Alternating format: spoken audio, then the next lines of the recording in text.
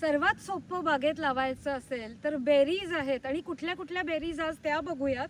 So हे आहे सगळ्यांना माहिती आहे स्ट्रॉबेरी सर्वात सोपं लावायला, पण त्याच्याच बरोबर हे आहेत ब्ल्यूबेरीज. कॅमेरामन या जवळ या, जरा जवळ या. सो ब्ल्यूबेरीज आता दरवर्षी मी 4-5 झाडं ॲड करत जाते. हळूहळू मला ऑलमोस्ट म्हणजे किती आपलं 1/4 एकर मला ब्ल्यूबेरीज लावायचं आहे, कारण का खूप सोपं असतं लावायला. आता हे बघा, ही वाली ब्ल्यूबेरी पिकलेली आहे, आपण घेऊयात.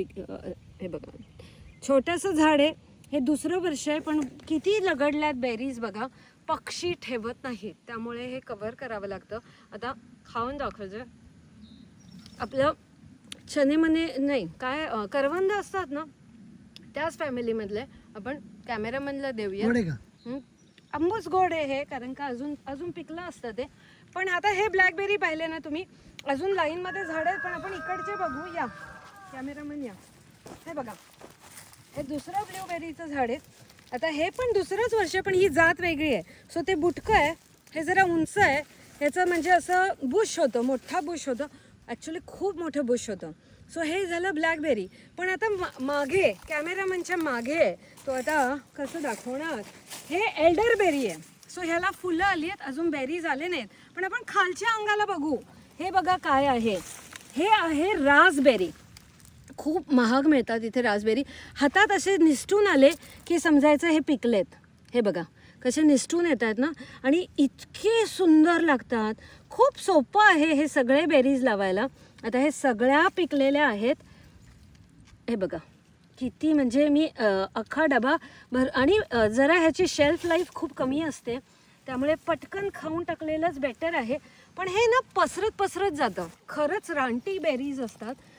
आपण जसं तुती बघतो भारतामध्ये, किंवा मी तर म्हणते की आपल्याकडे म्हणजे ह्यांना ना थोडंसं गार हवा पण लागते. सो फक्त गरम हवा नाही चालत, म्हणून देशामध्ये, आपल्या देशामध्ये येतील की नाही मला माहिती नाही. पण सांगा कोणी जर, ही रासबेरी आहे, लक्षात ठेवा, रासबेरी, एल्डरबेरी. आता ब्ल्यूबेरी पण पाहिली. आता अजून एक बेरी जी खूप खूप खूप सोपी आहे लावायला, ती म्हणजे हे सगळं माझ्या मागे जे जंगल झालं आहे, हे ब्लॅकबेरी आहे बरं का. सो हे सुद्धा रानटी असतं. आता त्या रानटीच बेरीला लोकांनी काय केलं आहे, त्याला कल्टिवेट करत करत, ही थॉर्नलेस आहे, म्हणजे ह्याला काटे नाही आहेत.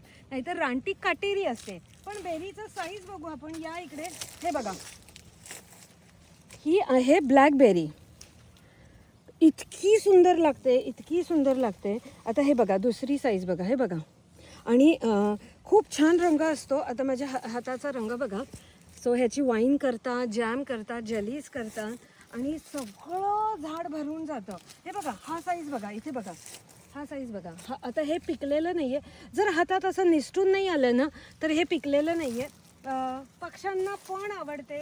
पण आता काहीच दिवसात ह्याचा हंगाम चालू होणार आहे. इकडे या कॅमेरामन, जरा इकडे या. हे बघा, हे बघा केवढ्या आल्यात. आधी लाल असते आणि मग नंतर अशी काळी होते. हे बघा अशी म्हणजे सहज हातात येते माझ्या. ह्याला म्हणतात ब्लॅकबेरी. आणि साईज बघा.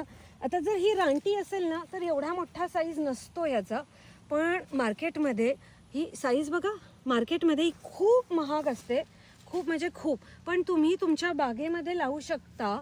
आणि प्रत्येक वर्षी एवढी पसरत जाते. मागे बघा तुम्ही केवढं झालेलं आहे ते जंगल.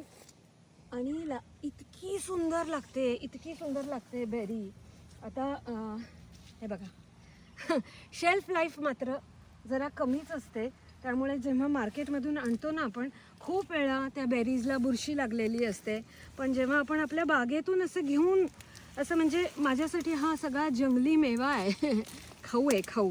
अजून खूप मागच्या साईडनी पण खूप आलेले आहेत. सो आज आपण काय काय बघितलं, स्ट्रॉबेरी, ब्लॅकबेरी, रासबेरी, एल्डरबेरी आणि ब्लॅकबेरी. सो असं बागेचं आम्ही, शेताचं असं नियोजन केलं आहे की कॉर्नर साईड जो आहे हा सगळा बेरीजचा आहे. नॅचरली हा थोडा उतार आहे, त्यामुळे सगळे सेडिमेंट्स येतात आणि इथे सगळं